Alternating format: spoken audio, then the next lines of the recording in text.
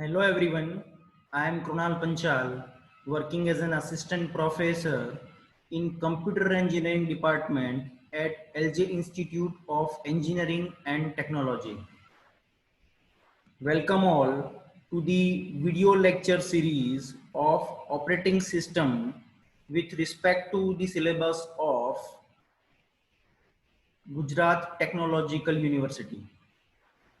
In this session, we are going to continue with CPU scheduling algorithm.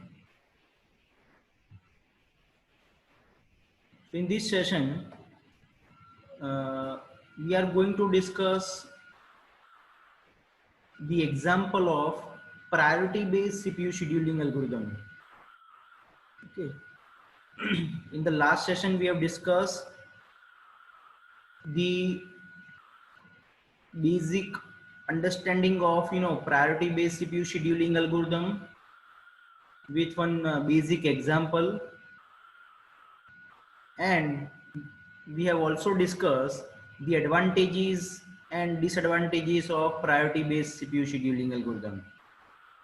So now in this session, we are going to discuss one example of primitive priority based CPU scheduling algorithm. As you know very well, just like SJF, a priority scheduling have two flavors. One is non-primitive priority based CPU scheduling algorithm, and second is primitive priority based CPU scheduling algorithm. So in this session, we are going to discuss the example of primitive priority based CPU scheduling algorithm.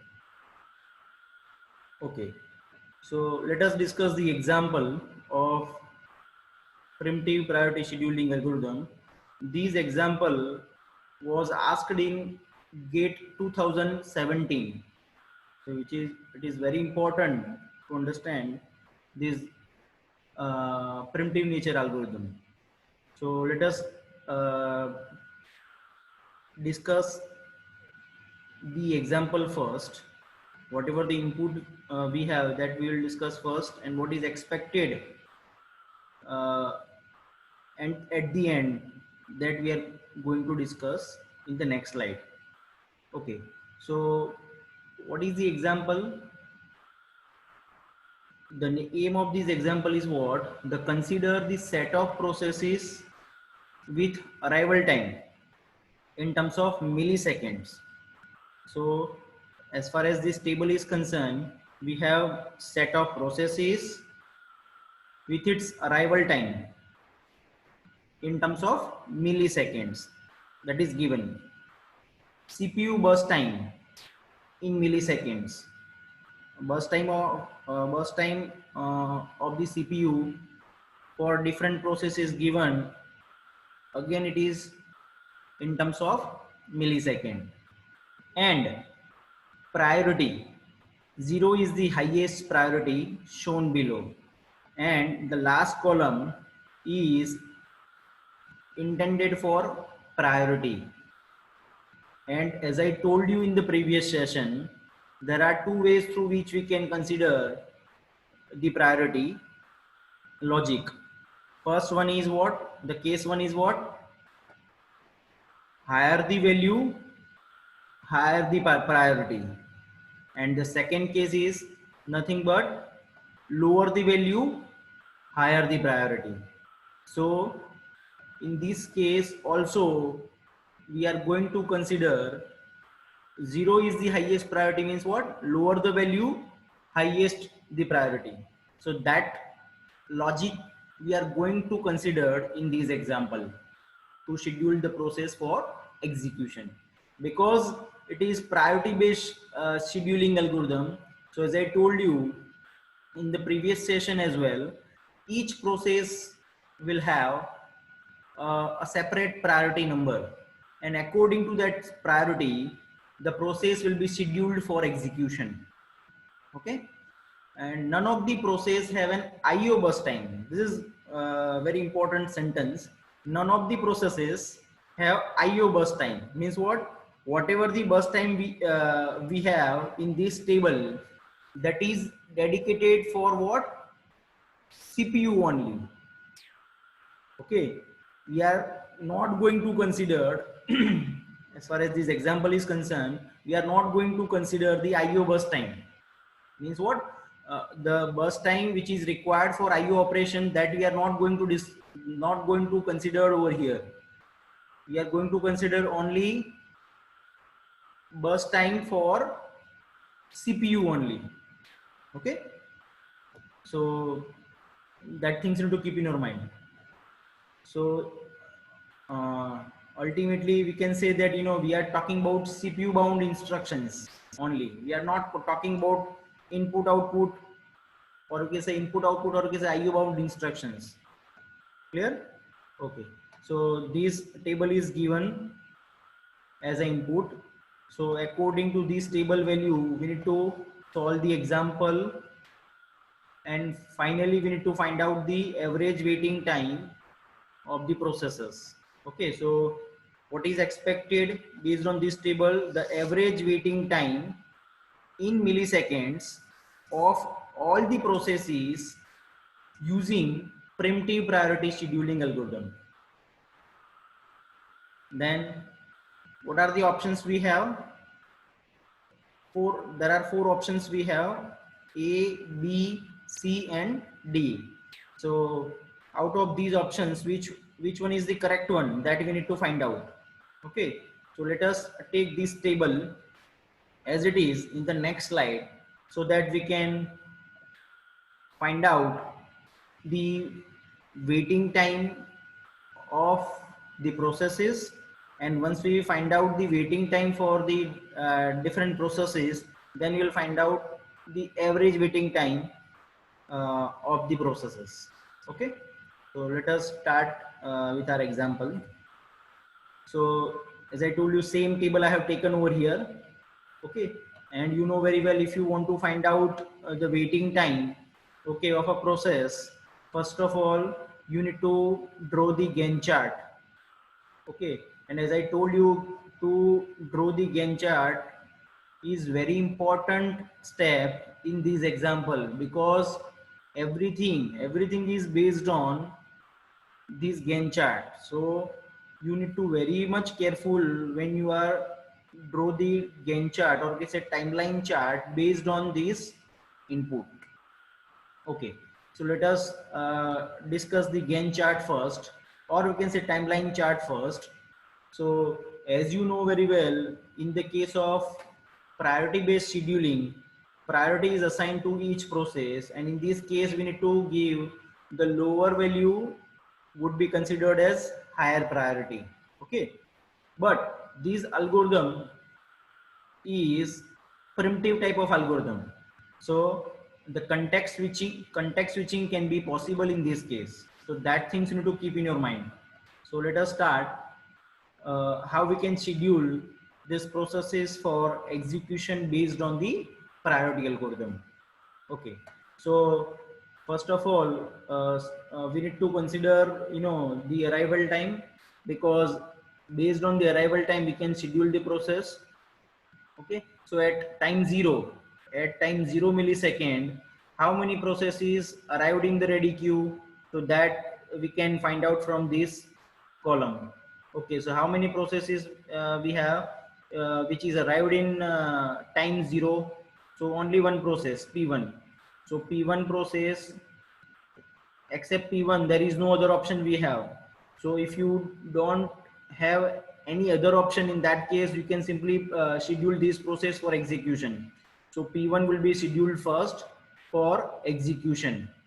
Okay, irrespective of its priority, because we don't have any other choice, so this process will be simply scheduled for execution in the CPU. So P1 is scheduled, okay, for execution, and P1 started its execution, and it will execute up to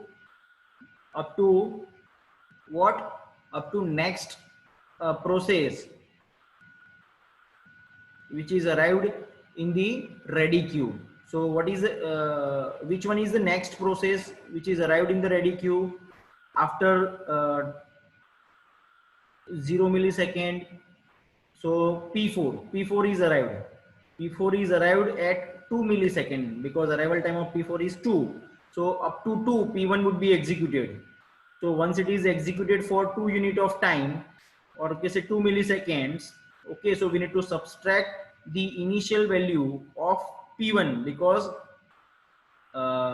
as far as burst time is concerned, that needs to be reduced by 2 millisecond. Okay, so initial value was 11. Now P1 is already executed for 2 unit of time or 2 milliseconds. So 11 minus 2 is equal to 9. So this reflected value we will consider for further calculation. Okay, we will not consider the initial value. Okay, now what will happen in the case of P4 process when it arrives at time unit 2. So in this case, because P1 is executing, now P4 comes at time 2, we need to check the priority of that newly arrived process. If priority of newly arrived process is higher than the ongoing process priority, in that case we need to do a context switch. In that case we need to give the priority to the newly arrived process, okay, to execute in the CPU. So let us check. P1 P4 priority is 1, okay, and P1 priority is 2. So these if you compare these two value, 1 is less than 2, so 1 having the higher priority as compared to 2. Yes, so P4 will be scheduled. So context switching would be performed. So P4 process P4 will forcefully preempt P1 process and start its execution in the CPU. So P4 is started its execution at time unit 2, and it will be executed for, say for example, next 1 milliseconds. Then it will again check whether any other process arrived in the ready queue or not. Okay, so at time 3 there is no other process arrived in the ready queue, so again P4 will execute it for 1 unit of time. At time 4 it will check, is there any other process arrived in the ready queue? No, the answer is no. So again it will execute for 1 millisecond. Okay, but before executing this continuously, P1 is already arrived in the ready queue, so we need to check the priority of that process as well. But the priority value will not be changed during the execution of the program, or during the execution of these example. So definitely the P4 will be executed. P4 would be executed uh, for say for example up to 5 milliseconds, because at 5 milliseconds another process arrived in the ready queue. So at that time we need to check whether we need to continue the execution of P4, or we need to do a context switch and give the chance to another process which is arrived recently, okay, based on the priority number. So P4 would be executed for uh, how much? 3 unit of time. So P4 initial burst time of P4 was 10. Now it is already executed for 3 unit of time. So 10 minus 3 is equal to 7. Now the updated value of burst time of P4 process is 7 instead of 10. Okay.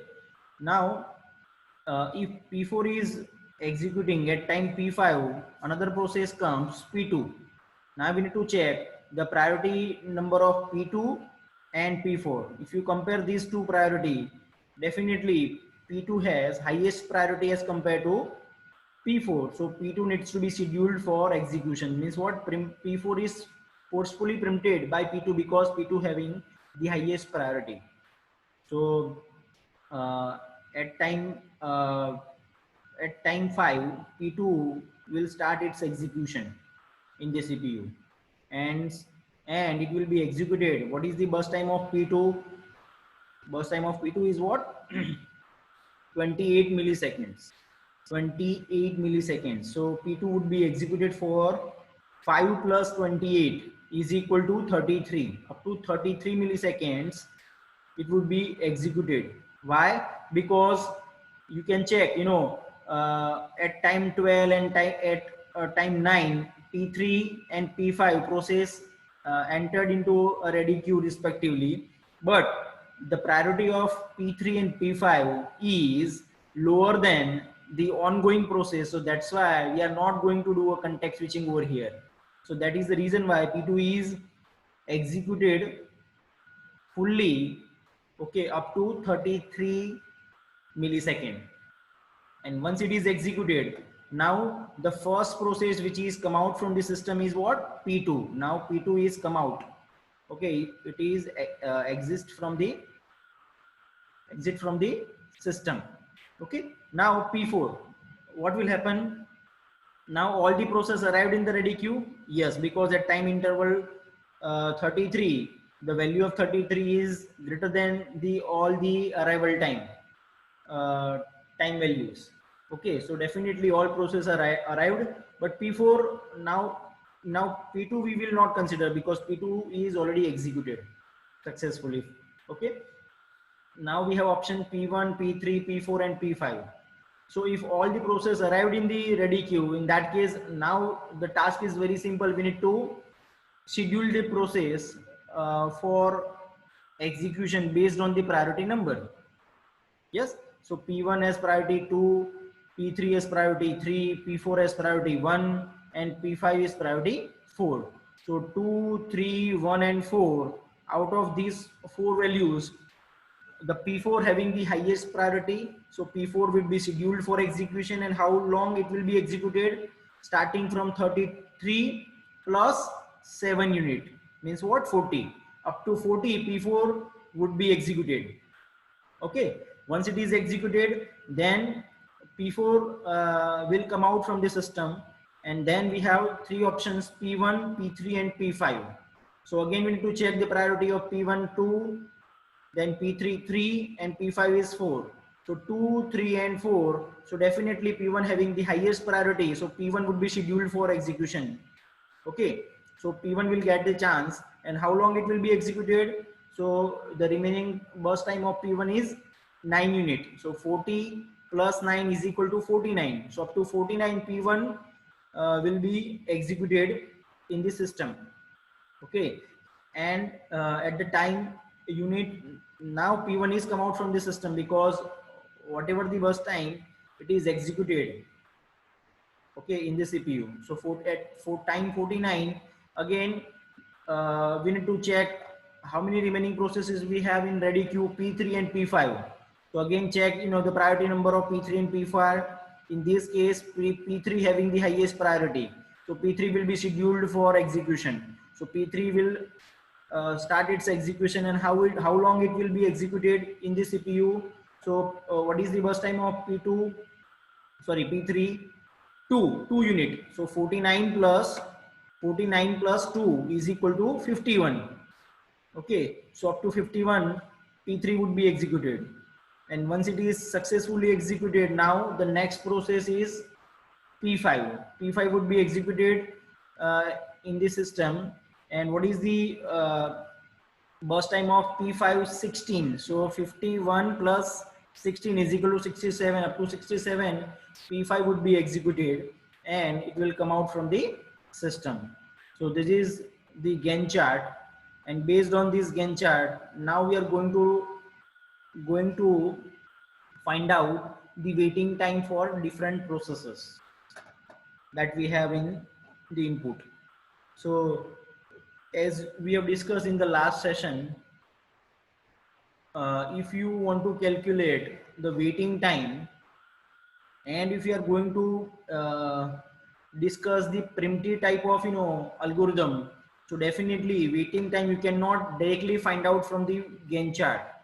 Yes, it is possible when we have primitive type of algorithm. In that case you can directly find out the value of waiting time based on the Gantt chart. But in this case we need to add some more element in the equation. So waiting time is equal to total waiting time minus number of millisecond process executed and minus arrival time. So total, so let us find out, the waiting time of P1 first. Okay, so P1, so we need to, first of all, to total, find out the total waiting time, we need to consider the Gantt chart, and we need to check uh, where P1 is executed at the end. So P1 is executed over here. Okay, and it's finished its execution at 49. So what is the total waiting time of P1? That is nothing but 40. At 40 units, P1 would be started execution, executed task once again. Yes, so 40 is total waiting time. So 40 minus number of millisecond process executed already. So we need to check whether P1 is executed previously. Yes, P1 is executed previously, and how long it has been executed for 2 unit of time. So we need to subtract the value 2 from the total waiting time. So 40 minus 2 minus arrival time of, we need to consider the arrival time of what? P1 process. So arrival time we can fetch from this table. So P1 arrival time is 0. So minus 0 is equal to 40 minus 2 is equal to 38 milliseconds. In this way you can calculate the remaining process, like say for example, if we discuss P2 process, how we can find out the waiting time for P2 process. Let us discuss P2. You need to check the total waiting time of P2. Total waiting time of P2 is what? 5 minus number of millisecond process executed. So we need to check whether P2 is executed previously or not. No, previously P2 is not executed. So the number of milliseconds process executed previously was considered as 0. So 5 minus 0 minus arrival time of P2 process. P2 arrival time is what? 5. So minus 5. So 5 minus 5 is equal to 0 milliseconds. In this way you can execute. Find out the waiting time for P3, P4 and P5. Okay, I hope it is clear to you. So I'm not going to discuss how to find out the waiting time for all the remaining processes. Okay, and once we find out the waiting time for different processes like 38, 0, 37, 28 and 42, now we need to finally we need to find out the average waiting time, because this waiting time is for different individual processes. Okay, now we need to find out the average waiting time. So if you want to find out the average waiting time, what is the equation? Sum of waiting time for all the processes divided by number of processes. So 38 plus 0 plus 37 plus 28 plus 42 divided by number of processes. How many processes we have? 5 processes. So divided by 5 is equal to 145 divided by 5. So if you calculate the finally, the answer is 29 millisecond. So 29 millisecond is nothing but the average waiting time of this processes. Okay, so let us go back, because we need to pick one option, because 4 option is given to us as input.